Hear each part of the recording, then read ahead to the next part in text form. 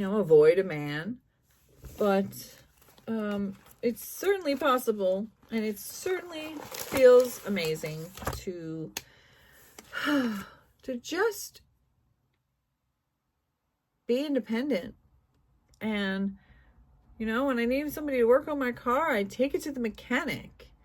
When I need some plumbing help, I call a plumber.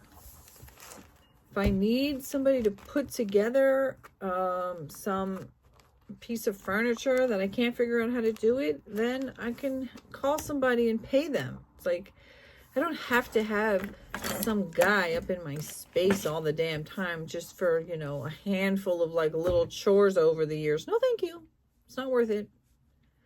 The amount of labor that is involved in maintaining a man is just, oof, you guys are high maintenance.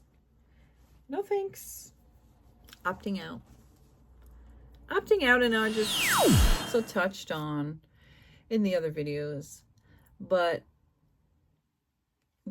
along with the myth, the fantasy of romantic love, and so now that so many women have smartened up to the fact that marriage and romantic relationships is often just a trap. It's a business arrangement where the man's expectation is that the woman is going to be doing all of this physical labor in the home and all of the stuff, and that he's going to have the freedom to come and go, hang out with his friends, go to his job, do whatever he wants to, hang out with his boys. And many, many, many successful men are only successful because they have this enslaved person who is doing all of the hard work to maintain the home and the children. And they don't have to pay them. So in the name of romantic love, they don't have to hire a housekeeper. They don't have to hire a cook. They don't have to hire an errand person. They don't have to hire childcare, because you're doing it all in the name of love. And you're doing it because that's what you think you're supposed to do. You're doing it because that's what you're conditioned to do. Maybe you're doing it because you absolutely love it and it's the best part of your existence. But the idea of that is also wrapped up into this idea of unconditional love, where you're led to believe that the best and highest and ultimate type of love is love with no conditions. But when there's no conditions, that means, hey, if they're a really nice person and everything just happens to be great, then maybe what it means is that they just love you no matter what. But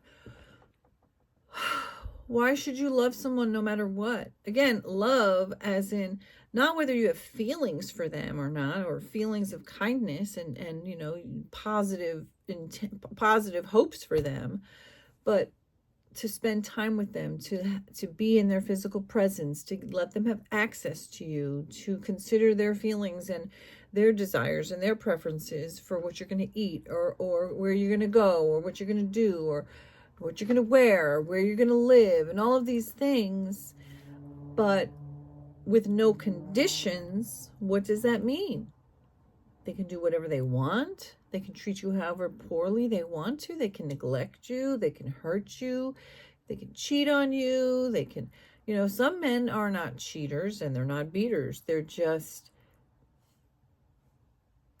not that interesting. They're going to work. They're paying the bills. They're coming home. They're watching TV. They're watching sports. They're hanging with their boys. They're going fishing. They just get their fish and their beer. And, they're just not really contributing to your happiness, to your joy, to your well-being. Your life is humdrum and mediocre, and all of the things that you really rather be doing, you're not doing, or maybe you are doing, and you're just like, what is the point of this fucking guy? Just so I can cook and clean for him? Oh, I'm supposed to love him unconditionally. Well, why? When people push for unconditional love, it really always ends up being somebody who wants to abuse you. Because if you have no desire to abuse somebody, then you wouldn't be upset about them having some conditions.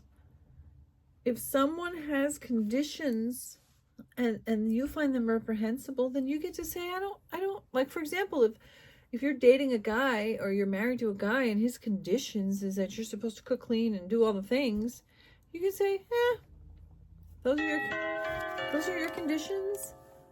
I'm not interested. Maybe you've done it for 10 years, 15 years, 20 years. Maybe you've done it all this time. But now you're just like, you know what? I've matured from that point. Maybe I was compatible with that at the time that I made those decisions. Or maybe I didn't recognize, maybe I didn't know that this is what it was going to be. I married you. I said till death do us part, and sickness and health and all this crap. But then, you know what? It's like, no, actually, I'm not okay with just having to do all this stuff and all of these expectations on of the mental load and the emotional load and the physical load and this constant pressure to have your house look a certain way and to be a certain way and for you to look a certain way and for all the things. And it's like for such a small payoff for so many women and men.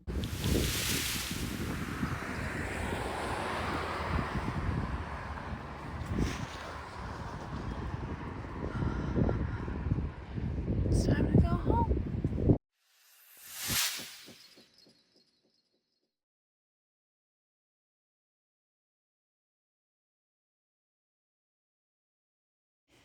Thank you for watching. I am Kat. This is Kat Love Dreaming Peach.com.